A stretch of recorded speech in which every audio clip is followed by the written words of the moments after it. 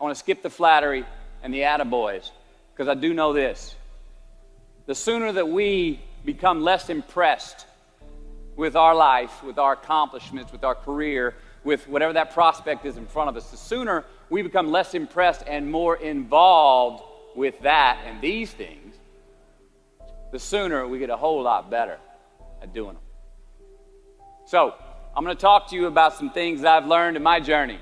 Most from experience, some of them I heard in passing, many of them I'm still practicing, but all of them I do believe are true.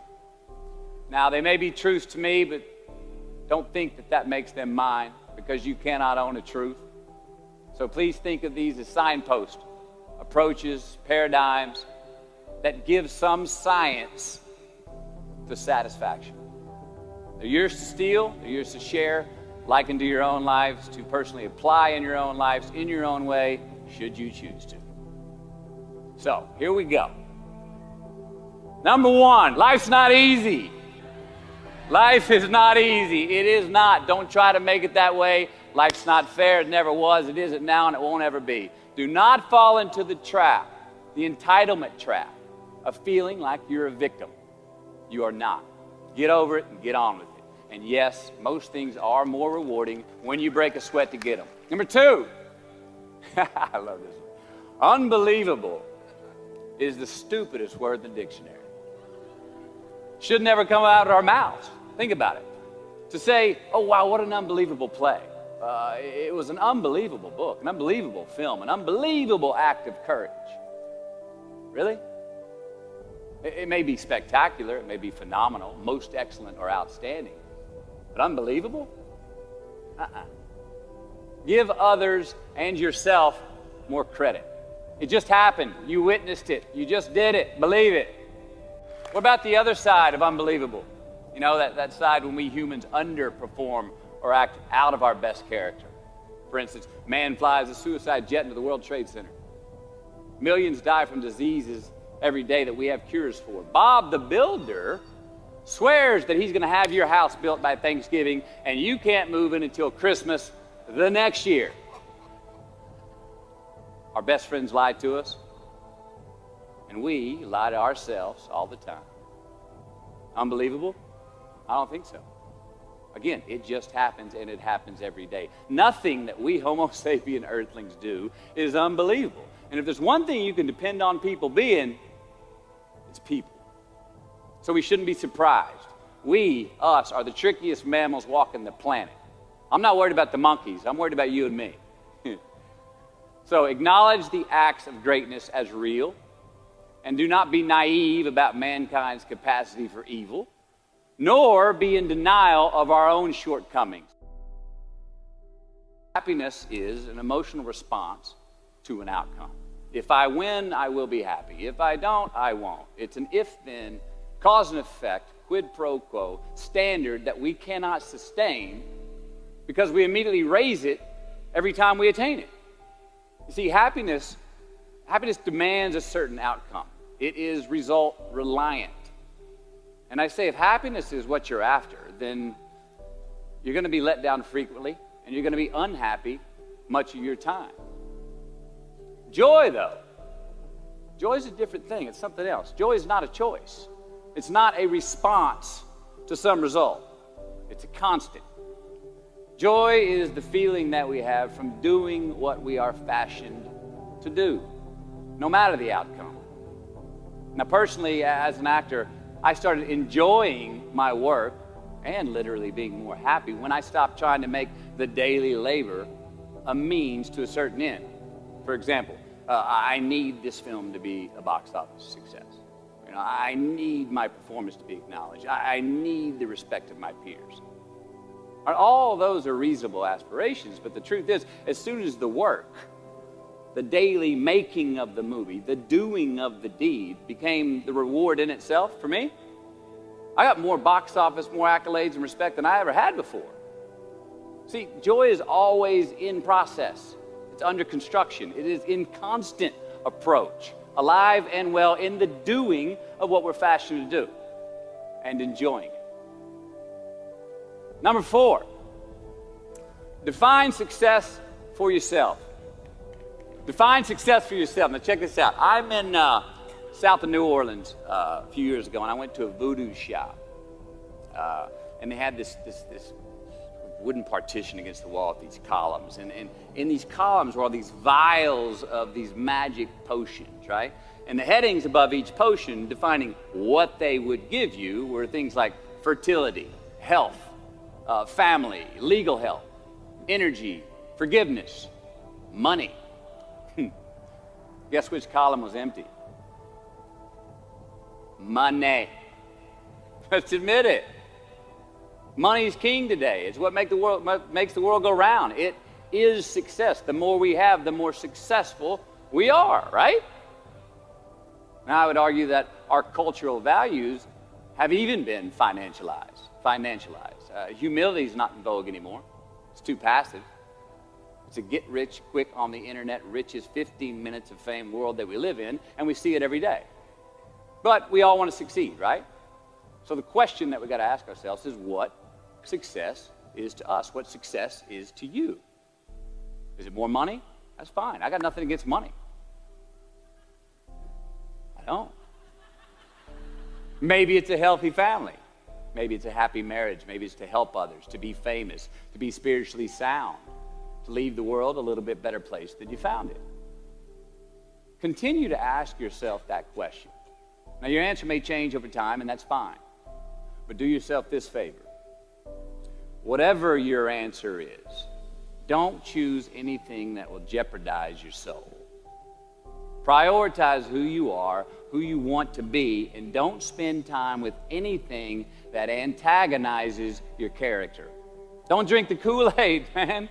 It tastes sweet, but you will get cavities tomorrow, all right? Life is not a popularity contest. Be brave, take the hill, but first answer that question, what's my hill? So, me, how do I define success? For me, myself. Well, for me, it's a measurement of 5 things. We got fatherhood. We got being a good husband. We got my health, mind, body, and spirit. We got career, and we got friendships. These are what's important to me in my life right now. So I try to measure these 5 things each day. I check in with them. I like to see whether or not I'm in the debit section or the credit section with each one. Am I in the red or am I in the black? You follow? For instance, sometimes say my career's rolling. All right, it's way up here in the black, but I see how my relationship with my wife maybe could use a little bit more of my attention. I got to pick up the slack on being a better husband. Get that one out of the red. Or say my spiritual health could use some maintenance. It's down here, but hey, man, my friendships and my social life, they're in high gear, right? I got to recalibrate. Checks and balances. I got to go to church. Remember to say thank you more often, something. But I got to take the tally because I want to keep all 5 in healthy shape. And I know that if I don't take care of them, if I don't keep up maintenance on them, one of them is going to get weak, man. It's going to dip too deep into the debit section. It's going to go bankrupt. It's going to get sick, die even. So first, we have to define success for ourselves. And then we have to put in the work to maintain it. Take that daily tally. Tend our garden. Keep the things that are important to us in good shape. I mean, let's admit it. We've all got 2 wolves in us. A good one and a bad one. And they both want to eat. Best I can tell, we just got to feed that good one a little more than the other one. Here we go. Number 5. Process of elimination is the first step to our identity. AKA, where you are not is as important as where you are. All right, 1992, I got my first job as an actor. 3 lines, 3 days work in a film called Dazed and Confused. All right. All right, all right, all right. There we go. So this director of that film, Richard Linklater, he kept inviting me back to set each night, putting me in more scenes, which led to more lines, all of which I happily said yes to. I mean, I'm having a blast. People are telling me I'm good at what I'm doing, and they're writing me a check for $325 a day. I mean, hell yeah, give me more scenes. I love what I'm doing. Well, by the end of the shoot, by the end of the film, those 3 lines had turned into over 3 weeks' work, And it was mine. It was Wooderson's 1970 Chevelle that we went to go get Aerosmith tickets in, man. Yeah, it was badass. Well, a few years ago, I'm watching this film again, and I noticed two scenes that I really shouldn't have been in. In one of these scenes, my character Wooderson, I exit screen left to head somewhere, and then I re-enter the screen and to double check if any of the other characters wanted to go with me. Now, in rewatching the film, and you'll agree if you know Wooderson, Wooderson's not a guy who would ever say, later, and then come back to see if you were sure you didn't want to go. Now, when Wooderson leaves, Wooderson is gone. He does not stutter, step, flinch, rewind, ask twice, or solicit. You know what I'm talking about. Wooderson has better things to do, like liking those high school girls, man, because I get older and they stay the same age. My point is, I should not have been in that scene. Shouldn't have come back. Should have exited screen left and never come back. But back then, making my first film, getting invited back to the set, cashing that check and having a ball, I wanted more screen time. I wanted to be in the scene longer and more and come back into the scene, right? But I shouldn't have been there. Wooderson shouldn't have been there. It is just as important where we are not as it is where we are. Look, the first step that leads to our identity in life is usually not, I know who I am. I know who I am. That's not the first step. The first step's usually, I know who I am not. Process of elimination. Defining ourselves by what we are not is the first step that leads us to really knowing who we are. You know that group of friends that you hang out with that really might not bring out the best in you? You know, they gossip too much, or they're kind of shady. They really aren't going to be there for you in a pinch. Or how about that bar that we keep going to that we always seem to have the worst hangover from? Or that computer screen, right? That computer screen that keeps giving us an excuse not to get out of the house and engage with the world and get some real human interaction. Or how about that food that we keep eating, the stuff that tastes so good going down, it makes us feel like crap the next week, we feel lethargic and we keep putting on weight? Well, those people, those places, those things, stop giving them your time and energy. Just don't go there. I mean, put them down. And when you do this, when you do put them down, when you quit going there, and you quit giving them your time, you inadvertently find yourself spending more time and in more places that are healthy for you, that bring you more joy. Why? Because you just eliminated the who's, the where's, the what's, and the when's that were keeping you from your identity. Like, trust me, too many options, I promise you this, too many options will make a tyrant of us all. All right, so get rid of the excess, the wasted time. Decrease your options.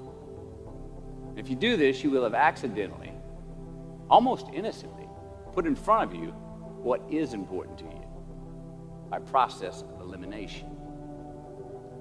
Knowing who we are is hard. It's hard. So give yourself a break. Eliminate who you are not first, and you're going to find yourself where you need to be. Number 6, don't leave crumbs and the beauty of delayed gratification. So what are crumbs? Well, the crumbs I'm talking about are the choices that we make that make us have to look over our shoulder in the future. You didn't pay that guy back the money that you owed him, and tonight you just saw him 3 rows behind you. Shit. You slept around on your spouse, and you just found out that tomorrow she and the lady you're having an affair with are going to be at the same PTA meeting. Shit again. You drank too much last night. You're too hungover to drive your son to his 8 a.m. Saturday morning baseball practice. These are the crumbs. They come in the form of regret, guilt, and remorse. You leave crumbs today, they will cause you more stress tomorrow. And they disallow you from creating a customized future in which you do not have to look over your shoulder. So let's flip the script. Instead of creating outcomes that take from us, let's create more outcomes that pay us back, fill us up, keep your fire lit, turn you on for the most amount of time in your future. These are the choices I'm talking about. And this is the beauty of delayed gratification. All right, tee yourself up. Do yourself a favor. Make the choices, the purchases today that pay you back tomorrow. Residuals. In my business, we call it mailbox money. If I do my job well today, and that movie keeps rerunning on TV, 5 years from now, I'm getting checks in the mailbox. It's a heck of a deal.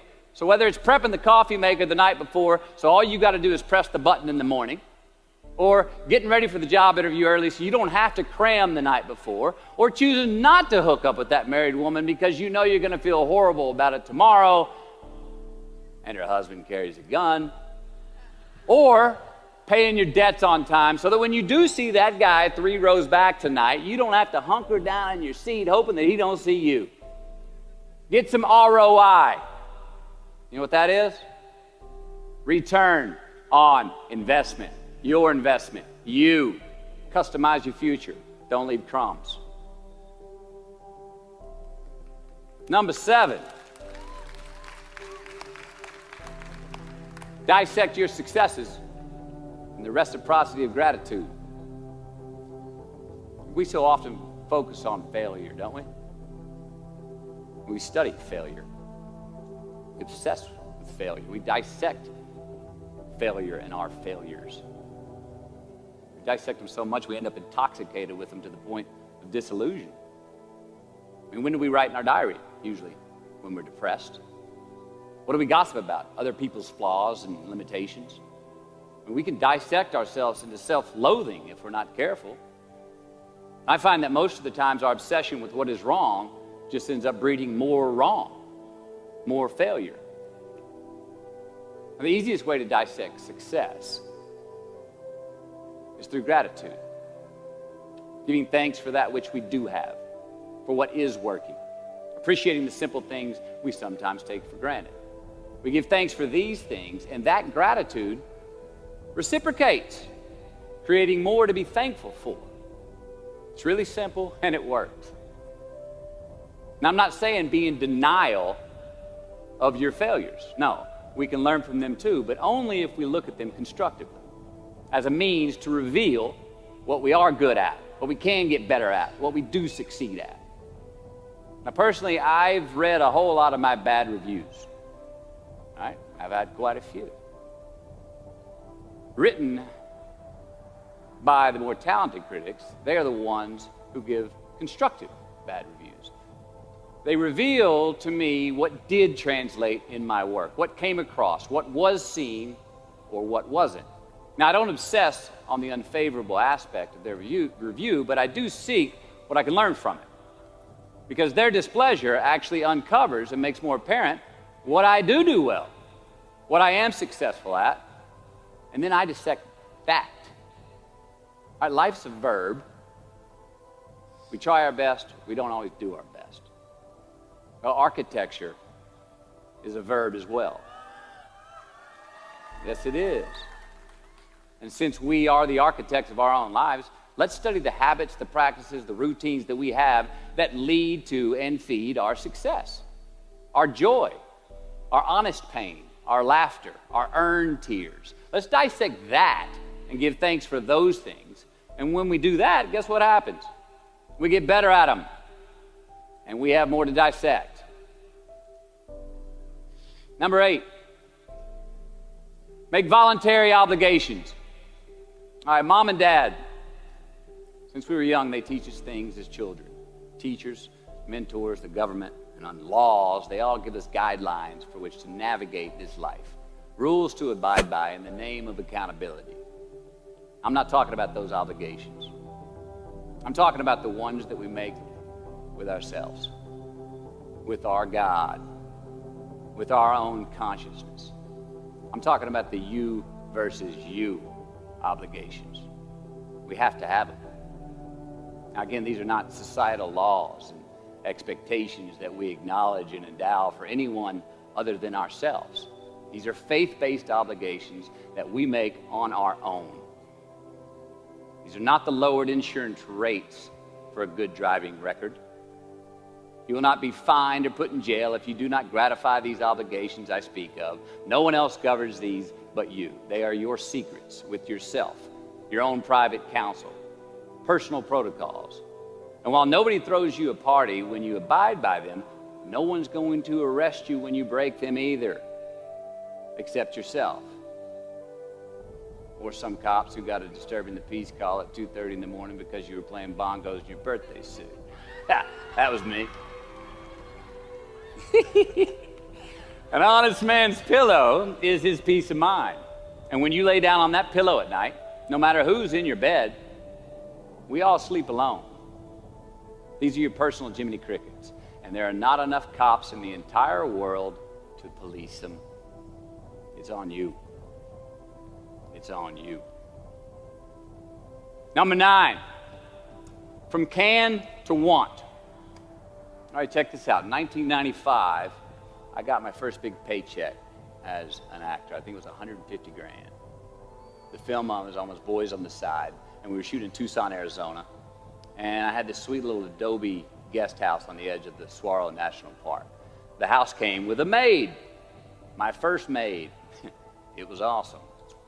So I got a friend over one Friday night, and we're having a good time, and I'm telling her about how happy I am with my setup. The house, the maid, especially the maid. And I'm telling her, look, this lady, she cleans the place up after I go to work. She washes my clothes, the dishes, puts fresh water by my bed, leaves me cooked meals sometimes. Look, she even presses my jeans. And my friend, she smiles at me, happy that I'm excited over this. And she says, well, that's great, Matthew, if you like your jeans pressed. And I kind of looked up at her, my jaw caught hanging open. I stuttered a moment, had that dumbass look that you get when you've just been told the truth and you didn't think about it, and it hit me.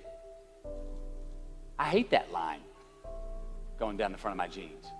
I hate that line. And it was then, for the first time, that I noticed it. I'd never thought about not liking that starch line down the front of my jeans because I'd never had a maid to iron my jeans before.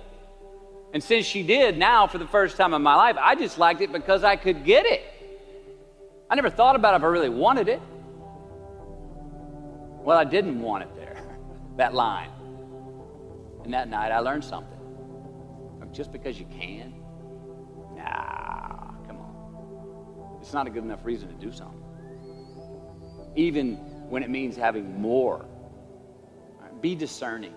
Choose it because you want it. Do it because you want to. Never had my jeans pressed again. I hate that line. Number 10, a roof is a man-made thing. This may cut a little close to the bone since the geography, but I think we all were there and we'll all remember where we were. But in January the 3rd, 1993, it was the NFL playoffs, and your Houston Oilers were playing the Buffalo Bills. The Oilers were up 28-3 at halftime, 35-3 early in the third. Frank Reich and the Bills come back to win 41-38 in overtime for one of the greatest comebacks in NFL history. Yeah, the Bills won, but they didn't really beat the Oilers. The Oilers lost that game. They beat themselves. Y'all remember that, huh? Why? Why'd they beat themselves? Or how? Was it because at halftime they put a ceiling, a roof, a limit on their belief in themselves, aka the prevent defense?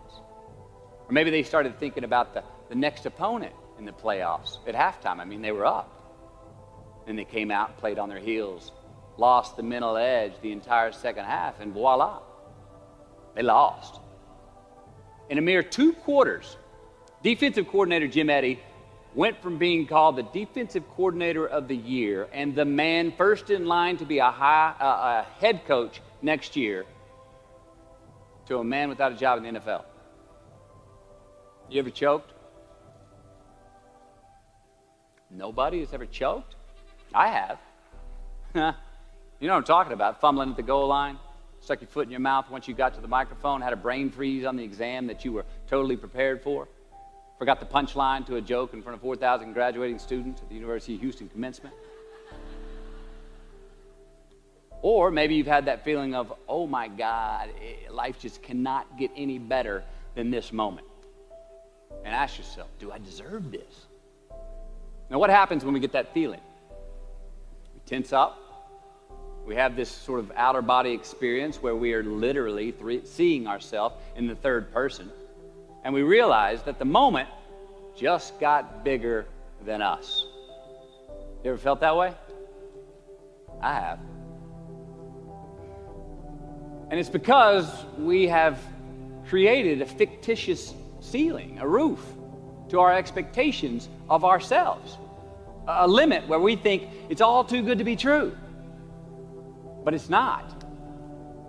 And it's not our right to say or believe it is.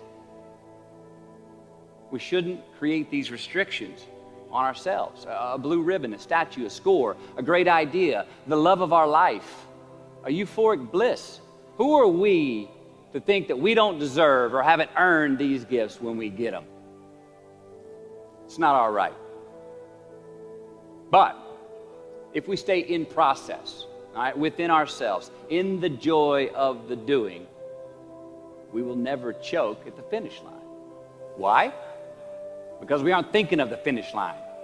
Because we're not looking at the clock. We're not watching ourselves on the Jumbotron performing the very act that we're in the middle of. No, we're in process. The approach is the destination, and we are never finished. Bo Jackson, what did he do? He used to run over the goal line, through the end zone, and up the tunnel. The greatest snipers and marksmen in the world, they don't aim at the target. They aim on the other side of the target. We do our best when our destinations are beyond the measurement, when our reach continually exceeds our grasp, and when we have immortal finish lines. And when we do this, the race is never over. The journey has no port. The adventure never ends because we are always on the way. So do this, and let somebody else come up and tap you on the shoulder and say, hey, you scored. Let them run up and tap you on the shoulder and say, man, you won. Let them come tell you, you can go home now. Let them say, I love you too. Let them say, thank you. Take the lid off the man-made roofs that we put above ourselves and always play like an underdog. Here we go. Number 11, turn the page. The late and great University of Texas football coach Darrell Royal. I don't know if y'all remember him. He won a national championship in '69. He won a couple of national championships. You know Darrell Royal?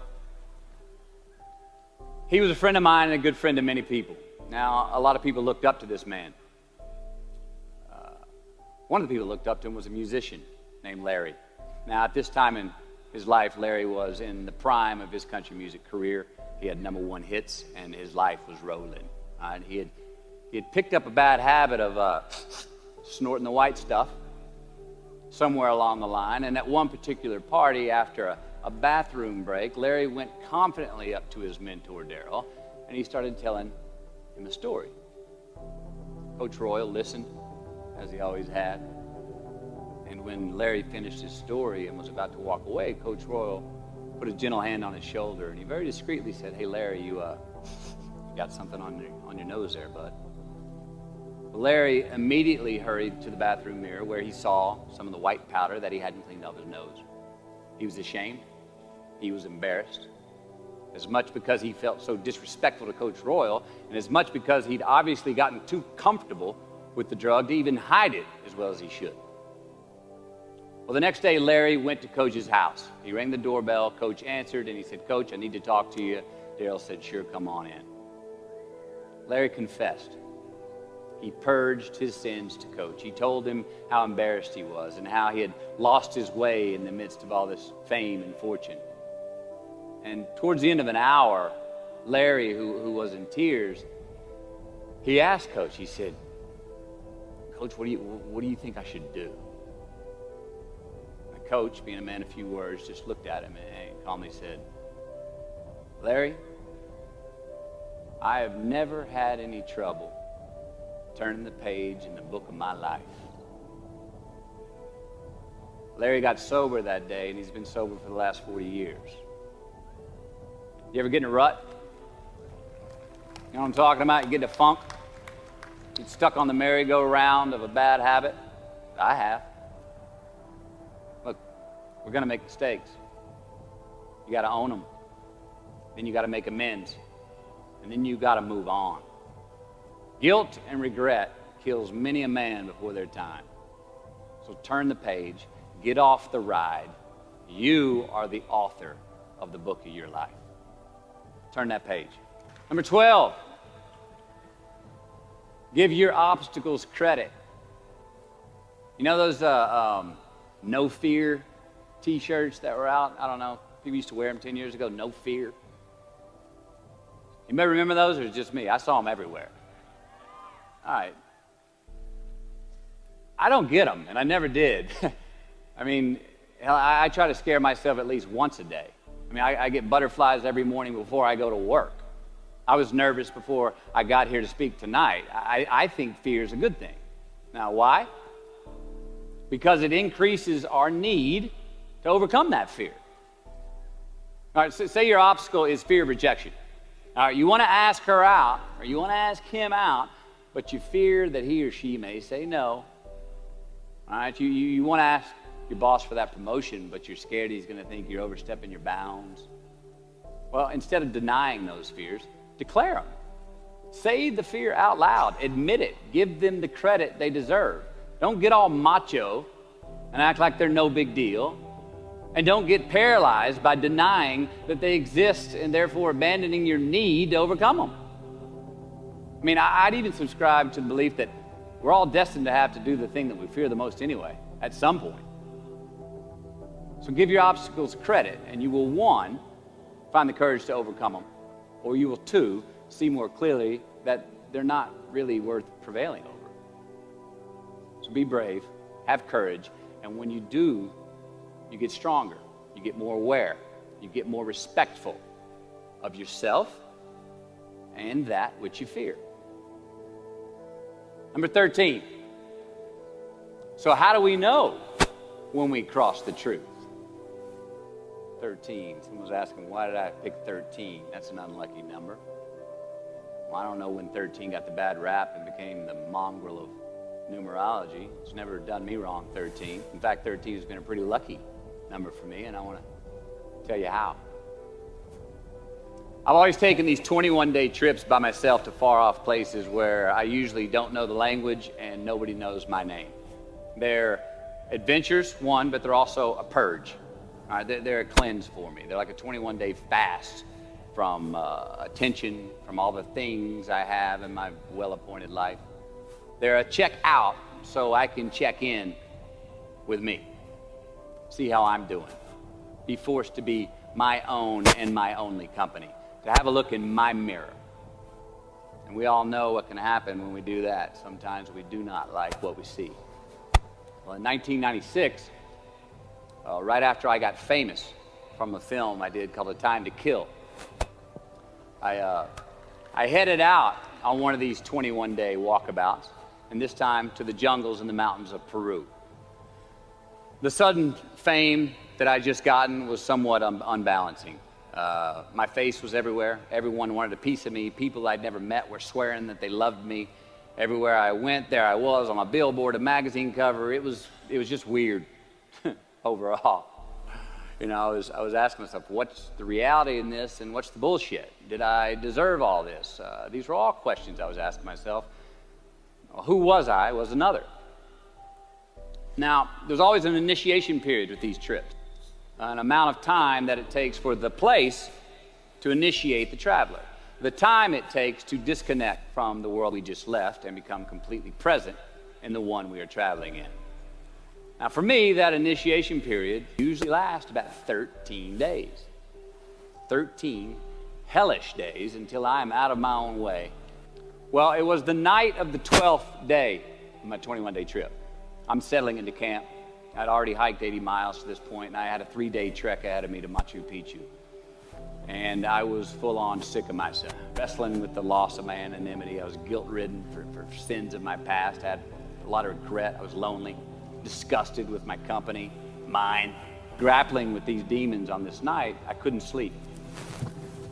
All of these badges and banners and expectations and anxieties that I was carrying with me, I needed to free myself from them. So I stripped down to nothing. I took every moniker that gave me pride and confidence, all the window dressings, the packaging around the product. I discarded them all. I got rid of my lucky and faithful American cap. I stripped off all my talismans from adventures past. I even discarded my late father's gold ring with an M on it that he gave to me. And it was a meltdown of he and my mom's class rings and gold from my mom's teeth. I even got rid of that. I was naked, literally and figuratively. And I got sick. I felt clean. I felt free and light. Along a muddy path on this walk, I turned a corner. And there in the middle of the road was this mirage, this magnificent pinks and blues and red colors that I'd ever seen.